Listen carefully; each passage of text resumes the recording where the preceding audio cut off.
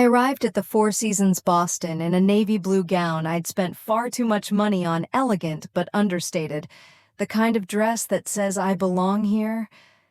I had curled my hair, done my makeup just right, and even brought a wrapped gift. I wasn't officially invited, but I had to see it with my own eyes. The security guard at the ballroom entrance glanced at his tablet, then back at me. "Name Isla Morgan," I said, trying to sound confident. "Sister of the bride." He hesitated. Another tap. A pause. "I'm sorry. You're not on the list."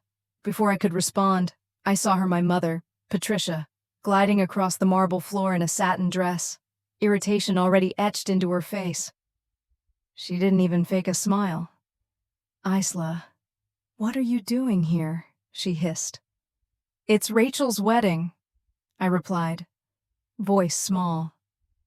"I thought we discussed this." She cut in. "You're not on the guest list. You were involved professionally, and that's it." "Professionally," I echoed, stunned. "You were helping as the photographer, the vendor." It landed like a slap. In that moment, the noise of the lobby faded. I wasn't her daughter. I wasn't Rachel's sister. I was just someone who had been useful until I wasn't. But before I tell you what I did next, you need to understand how we got here. How a family can smile at you on holidays and still find a way to erase you when it really counts. This isn't just about a wedding. It's about the years before it, the silences, the favoritism, the quiet cruelty that builds so slowly you don't even realize you're the outsider until they hand you the title of vendor. Rachel was my big sister, just 2 years older. But when we were kids, those 2 years felt like a lifetime. She taught me how to braid my hair, how to whistle, how to lie to Mom without getting caught. We shared a room with sunflower wallpaper and glow-in-the-dark stars on the ceiling. At night, she'd read stories out loud while I traced the outline of her voice in the dark. She was my person, my protector, my best friend. And then Dad died. It happened fast, a heart attack while jogging in the park. I was 9. Rachel was 11. The night we got the call, I remember Rachel grabbing my hand so hard it left crescent moons from her fingernails on my skin. Mom didn't cry, not in front of us. Instead, she turned into steel, cold, rigid, composed, overnight. Our house shifted from warm and messy to quiet and orderly. We stopped talking about feelings. We stopped talking about Dad. Rachel became her shadow. "Thank God I have you," Mom would say to her over and over. "You're just like me, strong, dependable." I was not like her. I cried when no one was looking. I wrote poems in my diary. I painted things I didn't have words for. And little by little, I started to understand I was too much like him. Dad was the dreamer, the soft one, the one who danced with us in the kitchen and left notes in our lunchboxes, the one who made everything feel safe. After he was gone, Mom seemed determined to scrub all of that softness out of our lives. Rachel adapted. She became the perfect daughter, excelled in school, joined every club, made the honor roll. Meanwhile, I got labeled sensitive, which was Mom's polite way of saying disappointment. It showed in the little things. Rachel got a charm bracelet for her 12th birthday. I got a geometry workbook at 10 to help me catch up. Rachel got her own room when she entered high school. I stayed in the smaller guest room because it made more sense. By the time we were teens, Rachel and Mom had inside jokes I didn't understand. I'd walk into the kitchen and find them laughing over coffee, only for the room to go silent when they saw me. "Oh, it's nothing," they'd say in unison. I spent a lot of time in the attic. It was the only place in the house that still felt like mine. I set up an old desk by the window, pasted my drawings on the walls, and started taking photos with Dad's vintage film camera. It was battered and heavy, with a cracked leather strap, but when I looked through the viewfinder, I felt like I could breathe. Photography became my language. I joined the yearbook club in high school, then the photojournalism elective. I spent Saturdays wandering downtown with a camera slung over my shoulder, capturing stillness and chaos, kids playing in sprinklers, couples arguing at bus stops, strangers smiling at dogs. I fell in love with candidness, with light and shadow, with waiting for the exact moment a story would appear in a frame. When I told Mom I wanted to study photography at NYU, she nearly laughed. "Rachel just got into Stanford's business program. You're going to take pictures for a living." "It's not just taking pictures," I argued. "It's storytelling." She raised a hand to cut me off. "Be practical. Isla, you can't live off hobbies." But I applied anyway, got in, won a small scholarship, took out loans, worked 2 jobs through college just to survive in New York. Rachel came to visit once. We had lunch. She asked about my classes, then spent the rest of the hour talking about her internship at a consulting firm in Boston. I offered to show her my studio space, but she said she was late for a call with Mom. I stopped expecting support after that. Still, I built something. A business, a name. Isla Morgan Photography grew from Craigslist gigs to magazine features. I had clients who flew me across the country to shoot their weddings. I worked with kindness, patience, attention. I captured love for a living. Love that I hadn't felt from my own family in years. But no matter how far I climbed, I couldn't seem to erase the echo of those early years, the whispered jokes not meant for me, the invisible seat at the dinner table, the birthday cards that always arrived late, if at all. And yet, when Rachel called after 3 years of silence, asking if I'd photograph her engagement party, my first instinct wasn't anger, it was hope. The call came on a Tuesday afternoon. I had just wrapped up a gallery shoot in Tribeca and was cleaning the lenses in my studio when her name flashed across the screen. Rachel Morgan. I stared at it for a moment, half expecting it to disappear. She hadn't called in years. We'd exchanged the occasional birthday text, and she'd commented on one of my Instagram photos with a generic, beautiful work about 6 months ago. That was it. But here she was calling. I answered with a cautious, "Hey, Isla," she said, breathless. "Wow. It's so good to hear your voice. I didn't know what to say." So, I said nothing. Just listened. "I have news," she went on, voice bubbling with excitement. "I'm engaged." I blinked, processing. "Oh, wow, congrats. His name's David Sullivan. We met at work. He's a senior consultant at the firm." "He's incredible."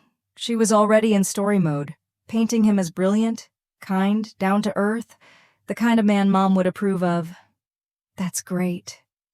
"Rachel," I said softly. Then came the real reason for the call. "I was wondering, would you be open to photographing the engagement party? It's next month. In Boston.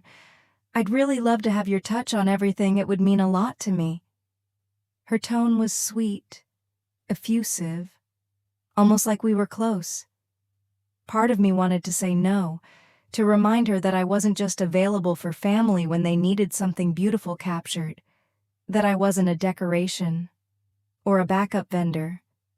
But another part, the part that still remembered our childhood stories, the shared Halloween costumes, the whispers under the covers, wanted to believe this was a turning point. So I said yes. I told myself this was how reconnection started. A little awkward, a little one-sided, but maybe, just maybe, Rachel had changed. In the weeks that followed, we actually spoke more. She sent me photos of the venue, asked about lighting, color palettes, how to pose with her fiancé. It felt semi-normal, like we were building something, a bridge. I even let myself get excited. The night of the engagement party, I arrived early to set up.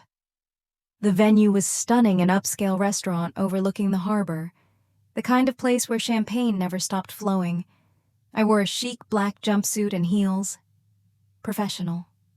Yes, but I still wanted to look like someone they might be proud of.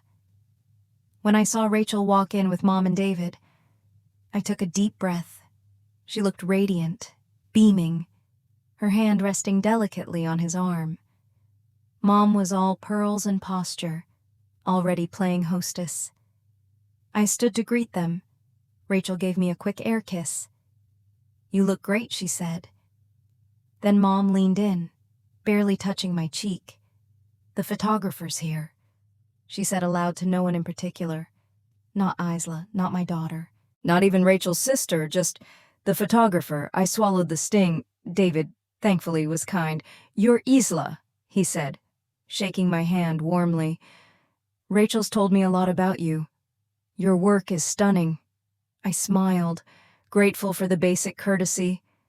For the next 3 hours, I worked. I captured the hugs, the laughter, the clink of glasses. I maneuvered through clusters of friends, coworkers, extended family.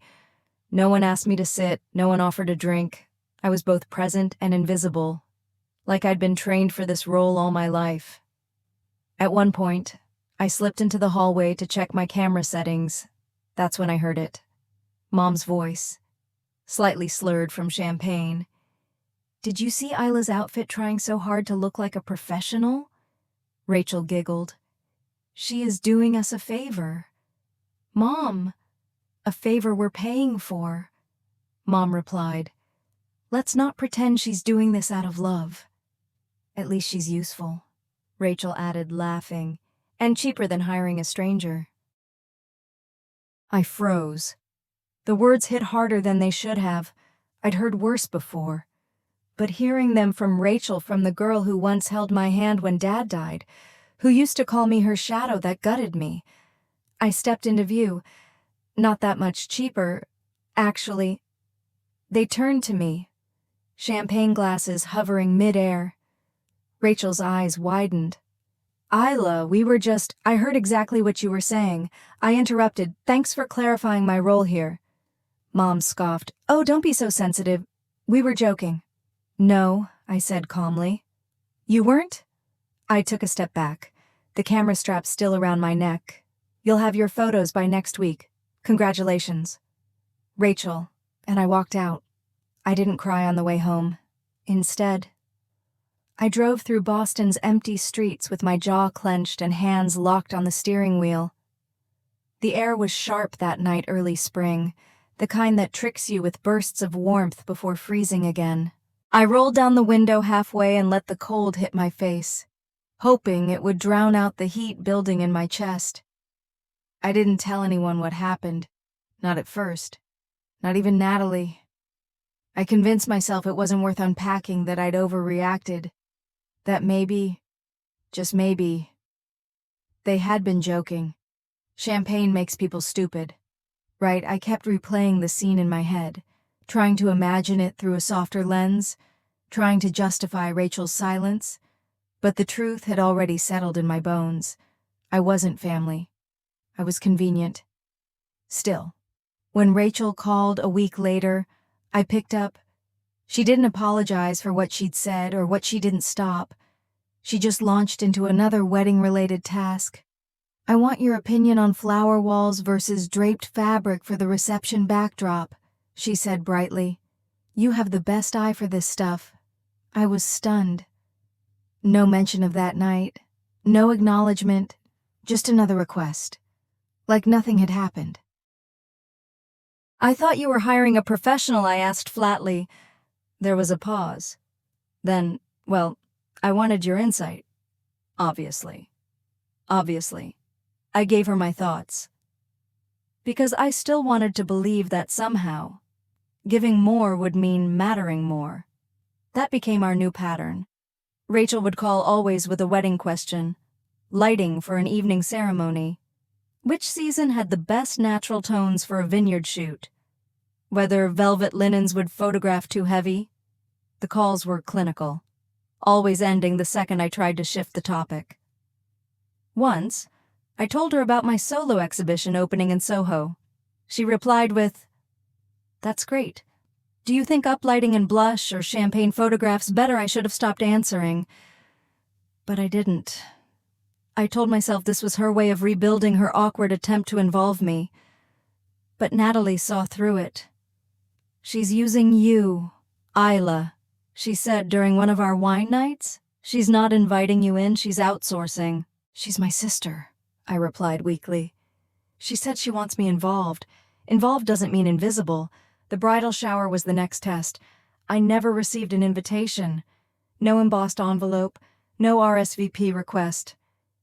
Instead, the day before the shower, Rachel texted, "Hope you can make it tomorrow. 2 p.m. at the Langham. Bring your camera. If possible, no greeting, no warmth, just a directive." Still, I showed up. I bought her a thoughtful gift, a silver frame with their wedding date engraved, and a photo of Boston Harbor at sunset, the place where she and David had their first date.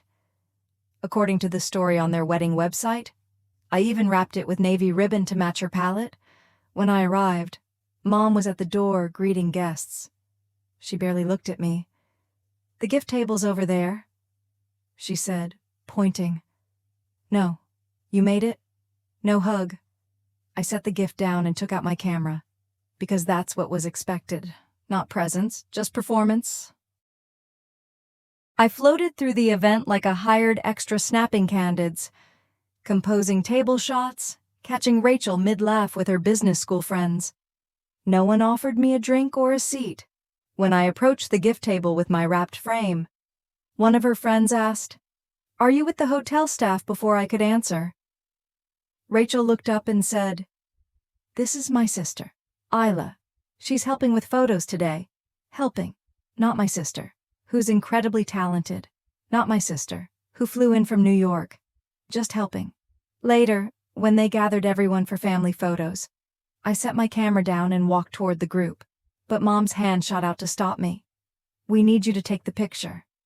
"Isla, I thought I'd be in some," I said, stunned. "We hired a photographer for the wedding," she replied coolly. "Today. We need you behind the lens." Rachel avoided my eyes. "We'll get plenty at the wedding," she murmured, but she made no move to pull me in. That night, I called Natalie in tears. "You're right," I whispered. "Something's really wrong." Natalie was quiet for a long time. Then she asked, "Have they told you when the wedding is, the time, the location? Whether you can bring a guest?" I paused. "No," I admitted, "but I saw it on the website. June 15th, Four Seasons, Boston." "But has anyone actually told you?" I didn't answer. Because suddenly, I wasn't sure anymore. 2 more weeks passed. No invitation, no updates, no confirmation. Just more calls from Rachel, always cheerful, always efficient. She wanted feedback on the menu design, advice on first dance lighting, input on how to angle her dress in the golden hour. Each time I answered, a tiny voice inside me whispered, "You're not really invited." Each time, I ignored it. Then came the rehearsal dinner conversation. Rachel called during my lunch break, her voice bubbling. "David and I are finalizing the rehearsal dinner, looking for restaurant recommendations. Upscale, but not stuffy. Maybe something with a private room for about 40 people. Wow," I said, surprised. "That's pretty big. Who's coming?" "Oh, just family and the wedding party," she said casually. "We want it intimate." I hesitated. "So, when should I arrive?" There was a pause, 2 beats too long. Rachel cleared her throat. "Well, we're actually keeping it super small. Just immediate family and the bridal party." "I am immediate family," I said, voice quiet. "You know what I mean." "Isla?" she replied quickly. Mom's side, David's parents, the people walking in the ceremony. There it was again, that dismissive tone she always used when I didn't get something obvious. Like I was being difficult. Like I was the one making things awkward. "We'll see you at the wedding, though," she added brightly. "Speaking of, do you think rose gold or warm champagne is better for table centerpieces at dusk?" I didn't answer. I couldn't. That night, I sat in my apartment staring at the ceiling, one hand resting on the still unopened navy gown hanging from my closet door. I'd had it tailored to perfection. I'd picked it months ago after seeing the wedding color palette on their website. I wasn't listed as a bridesmaid. I wasn't included in the family photos. I wasn't invited to the rehearsal dinner. I hadn't received a physical invitation. And yet I still clung to the one detail they hadn't stripped from me. I knew the date and the place. June 15th, Four Seasons, Boston. Ceremony at 4:00 p.m. That had to mean something. Right still, I needed to be sure. So I did something I'd never done before. I emailed Rachel directly and asked, "Hey, I just want to make sure, am I officially invited to the wedding? Should I expect a physical invitation, or has it already gone out digitally?" She didn't reply. A full week passed. Nothing. Natalie was livid. "She's gaslighting you, Isla. She wants to keep using you while avoiding the discomfort of admitting you're not actually on the guest list." "I don't know," I murmured. "Maybe it's a mistake. A mix-up. Then she should be the one correcting it." I nodded. I knew she was right, but my heart wasn't ready to let go. Not yet. So I made a decision, one final act of hope. Or maybe defiance. I booked a room at the Four Seasons. I scheduled 2 days off from work. I wrapped a wedding gift, a handcrafted photo album, filled with childhood pictures of Rachel and me. From the time before everything broke, I even wrote a note inside, "No matter how far we drift, I'll always remember who we were before we forgot." I packed the dress, the shoes, the earrings Dad had given me on my 13th birthday. I told myself that I was going not to make a scene, not to force myself into a place I didn't belong, but to confirm the truth. I needed to see it with my own eyes. I needed to stand at that door and have someone tell me out loud that I wasn't family, because until that happened, a part of me would always keep hoping. The morning of June 15th was perfect. Clear skies, soft breeze, Boston at its most forgiving. I curled my hair, did my makeup, slipped into the dress, checked the gift one last time. I looked like someone ready to celebrate her sister's wedding. But inside, I carried only one thing, a quiet kind of dread. At 3:30 p.m., I walked into the grand lobby of the Four Seasons. Well-dressed guests passed me, laughing, holding envelopes and gift bags, chatting about florals and signature cocktails. They looked like they belonged. I followed them toward the ballroom level, heart pounding. At the check-in station, a smiling woman held an iPad. Name. I steadied my breath. Isla Morgan, sister of the bride. Her fingers paused on the screen. A frown. "I'm sorry," she said gently. "You're not on the list." "I'm sorry," the woman repeated, kinder this time. "You're not on the list. Let me double-check the spelling. It's Isla Morgan," I said again, my voice lower now. "I'm the bride's sister." She hesitated. Her colleague leaned over, glanced at the screen, then at me with uncomfortable sympathy. "One moment, please." She stepped aside, pulled out a phone, and made a quiet call. I stood there frozen, clutching my gift like a child clinging to a toy on the first day of school. Behind me, guests continued filing in, elegant, effortless, invited. Then I saw her. My mother. She appeared from the inner hallway, her posture straight, her expression tight, as if even walking toward me was an inconvenience.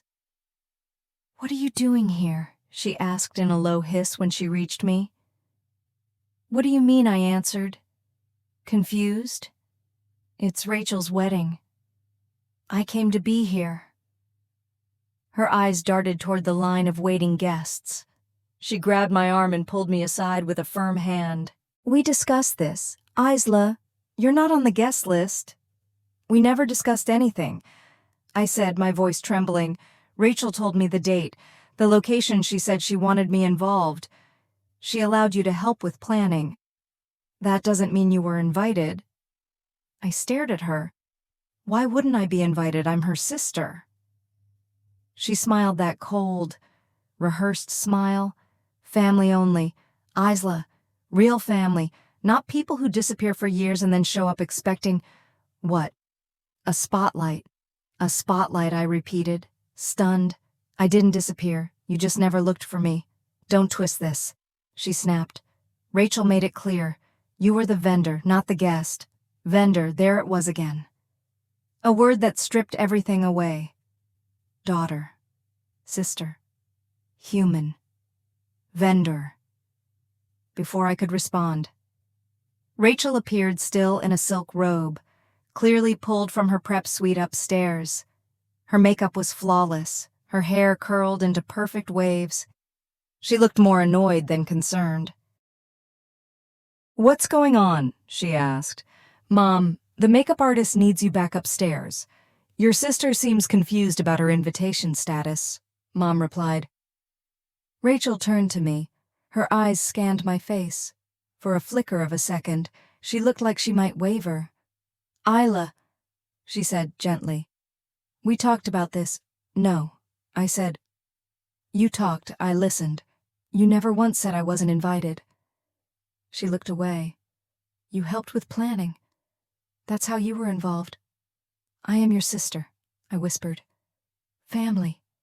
She tilted her head, her voice suddenly brittle. You left, Isla. You moved to New York, built this whole life without us.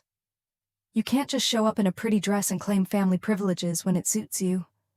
The words hit harder than they should have because they were rehearsed, memorized, fed to her by our mother. Every memory, every phone call, every photo I'd sent over the years, every quiet effort to reconnect it meant nothing. I hadn't been absent. I'd been excluded. I stepped back, gift still in hand.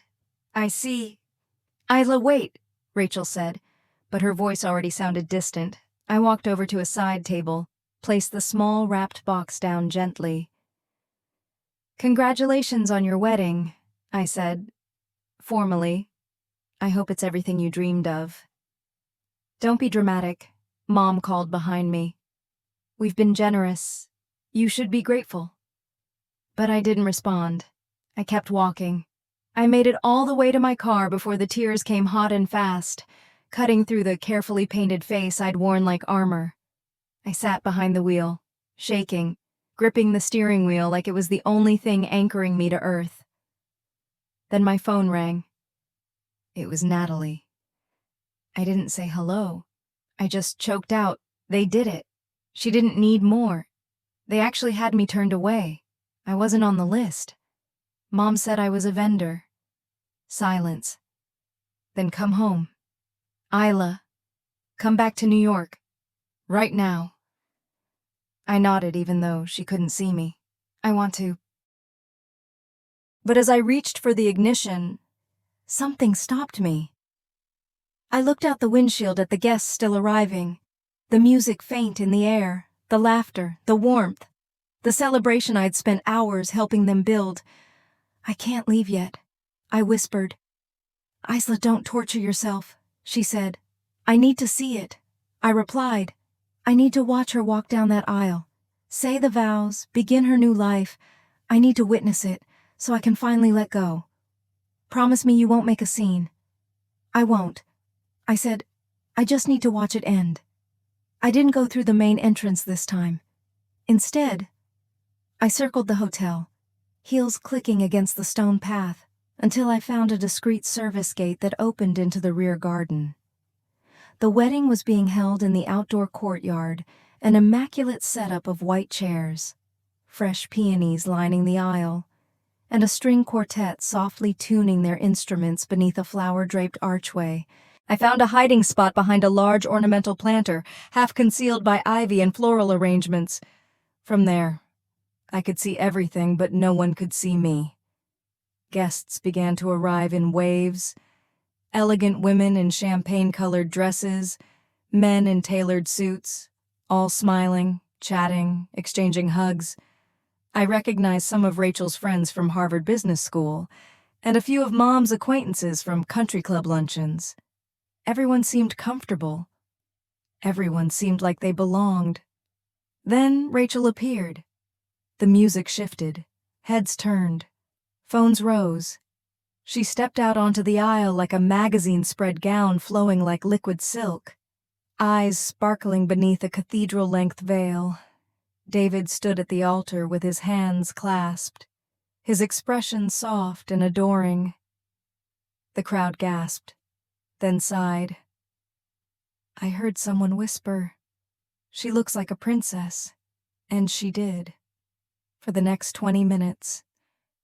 I watched as the ceremony unfolded like a dream, flawless, choreographed, perfect. Rachel and David exchanged vows they'd written themselves, promising honesty, partnership, and unconditional love. The officiant declared them husband and wife, and the guests erupted in applause. I remained silent as they kissed and flashbulbs went off. I felt something inside me go completely still. Not shattered, just severed. The final thread between me and the people standing up there had snapped. I should have felt grief, or rage, or shame. But what settled over me instead was a strange, almost sacred clarity. This is not your family anymore. Maybe it never was. After the ceremony, guests were ushered inside for cocktail hour. I stayed where I was until the garden emptied. The chairs stood vacant, and the flower petals lay scattered on the ground like discarded promises. Only then did I move. I slipped into the hotel through a side entrance I'd once used when photographing another couple's wedding here. Years of blending into events had taught me how to walk quietly, how to pass unnoticed, how to smile without being seen. The reception had already begun. I stood at the edge of the ballroom, eyes sweeping the room like a photographer framing a shot. Crystal chandeliers glittered overhead. Champagne towers sparkled beneath the lights. A live jazz band played softly in the corner. Everything was beautiful. And yet, everything felt fake. I saw Mom laughing at a table near the front, clutching David's mother's hand.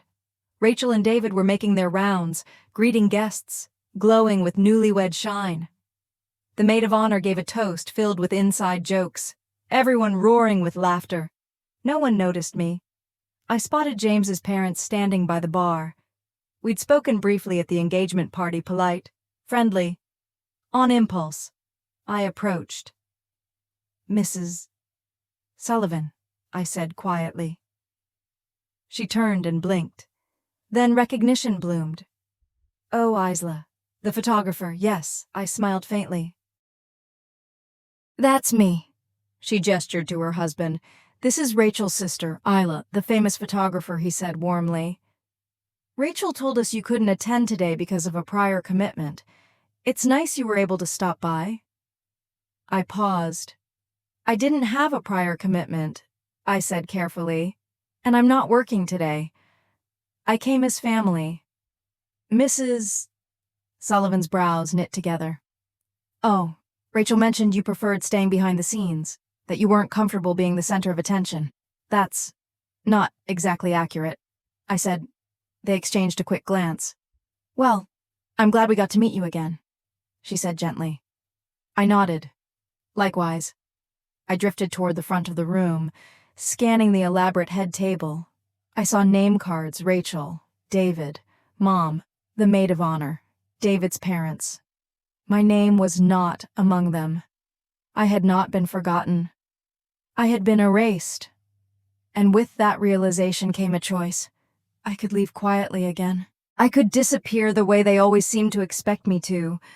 Or I could say something, not to shame, not to punish, but to claim my voice. One time, out loud. There was a small mic near the dance floor set up for impromptu speeches. The jazz had paused. Guests were milling, talking, laughing. I walked up, picked up the mic, and cleared my throat. "Excuse me," I said gently. Chairs turned, heads lifted, conversations faded. Across the room? Rachel froze mid-laugh. Mom lowered her champagne flute slowly.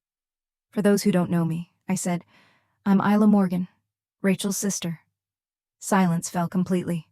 I wasn't planning to speak tonight. I continued, voice steady. In fact, I wasn't even supposed to be here, but I realized I have something to say. Eyes fixed on me. Rachel's face had drained of color. David looked confused. Mom looked livid. I glanced at the guests. Families are complicated. I said, "Sometimes we think we belong until one day we're no longer sure if we were ever included at all." I turned to Rachel. "I watched you walk down the aisle today. I listened to you promise love and honesty and partnership, and I truly hope you find that." I paused, because the truth is, I was never really invited to this celebration. I was asked to help, to give, to stay on the outside and make everything beautiful, but never to be part of it. Murmurs rippled through the room. I inhaled deeply. This isn't a moment of drama. It's a moment of truth. Not for pity, but for peace. Because I finally understand that I don't need to keep fighting for a place in a family that made their decision a long time ago. I lifted my glass. To Rachel and David, I said, "I hope you build a life rooted in real connection. And I hope your children never have to wonder if they are enough." I set the mic down, turned, and walked out back straight, heels clicking against the floor like punctuation marks. I made it as far as the front lobby. I was almost at the glass doors when I heard it my name. Called out sharply, slicing through the music and murmurs behind me. "Isla." I turned slowly. Rachel was standing 20 feet away, clutching the skirt of her gown in both hands to keep it from dragging. Her hair had come slightly undone in the humidity. Her chest was rising and falling fast. She looked furious. She stormed toward me, each step echoing across the polished marble floor. "How could you?" she hissed. "At my wedding, in front of everyone, I didn't flinch. How could I tell the truth?" I replied evenly. "After you spent months lying to me, using me, then had me turned away at the door like a stranger." Her face darkened. "You humiliated me in front of David's entire family." I shook my head. "No, I didn't humiliate you, Rachel. Your actions did. Your..." "I just spoke what was already there. You've always been like this," she snapped. "Dramatic. Making everything about you, turning people against us." "Us," I said, laughing once hollow and dry. "There hasn't been an us since Dad died and Mom decided I was the expendable one." That stopped her cold. "That's not what happened." "Isn't it?" I asked, stepping closer. "Mom needed a scapegoat after being left. I reminded her too much of him, too soft, too emotional. You fit, you adapted, you gave her what she needed." "That's ridiculous." "No, it's convenient. You aligned yourself with the one person who held all the power, and I became invisible, and you let it happen." She looked away for a beat. Her mouth moved like she wanted to deny it, but the words never came. "Tell me," I said quietly, "when was the last time you asked how I was doing, not for a photo tip, not for advice, but because you actually cared?" Rachel didn't answer. I exhaled slowly. "You want to know what hurts the most? It's not being excluded. I've gotten used to that. It's realizing that I would have celebrated you without conditions, without expecting anything back. Because that's what family does." There was a pause. Then she sneered. "What would you know about family? You left.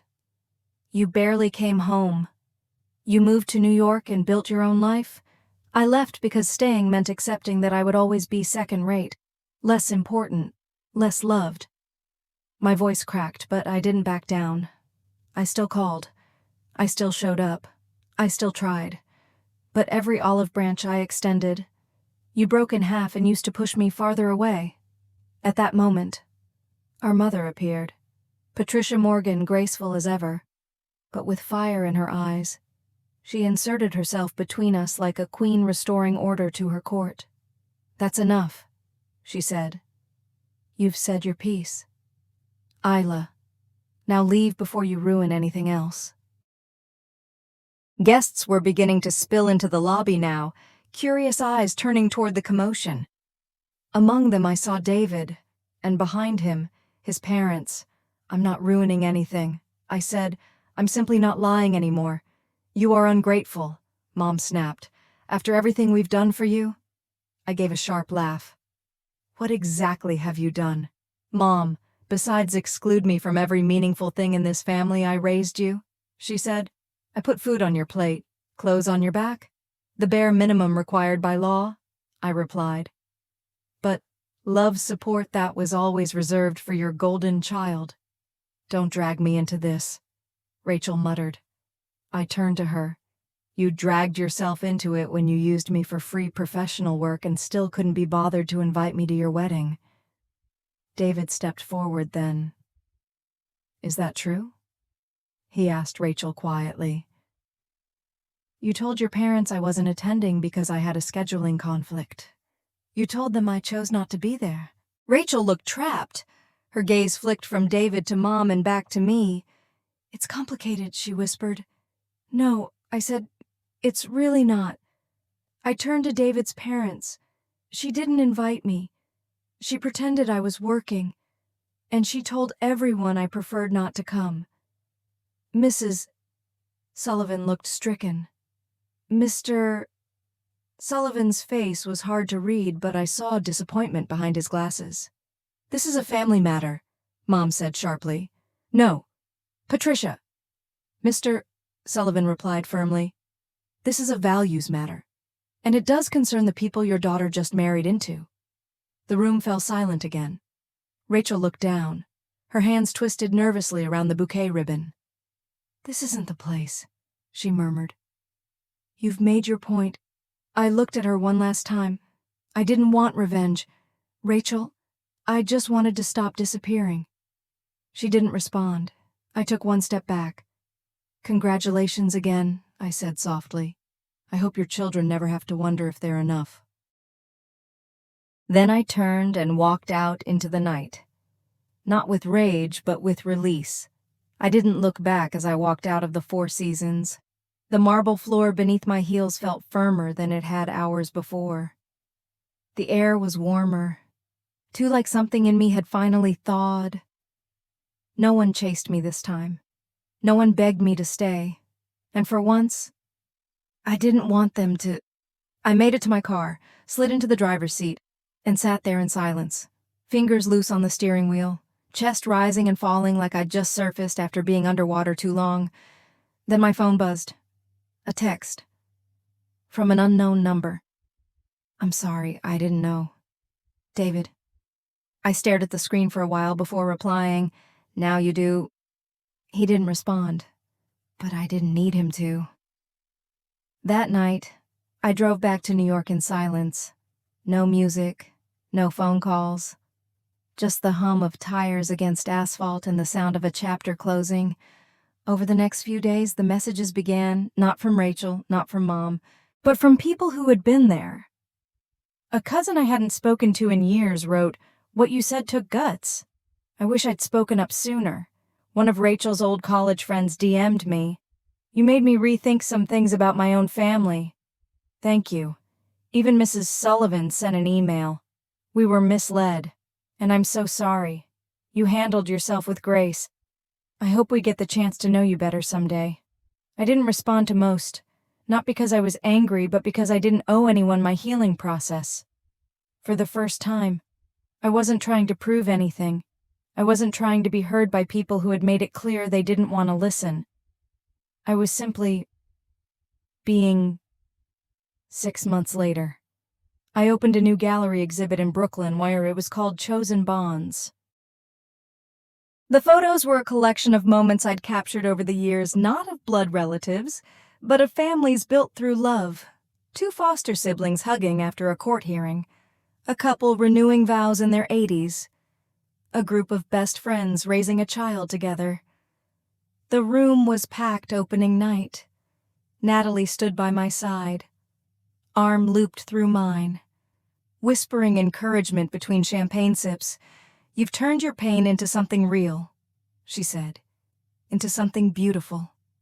I smiled. It's not pain anymore. It's clarity. A few days later, an email came in from Rachel. Subject line, Emma.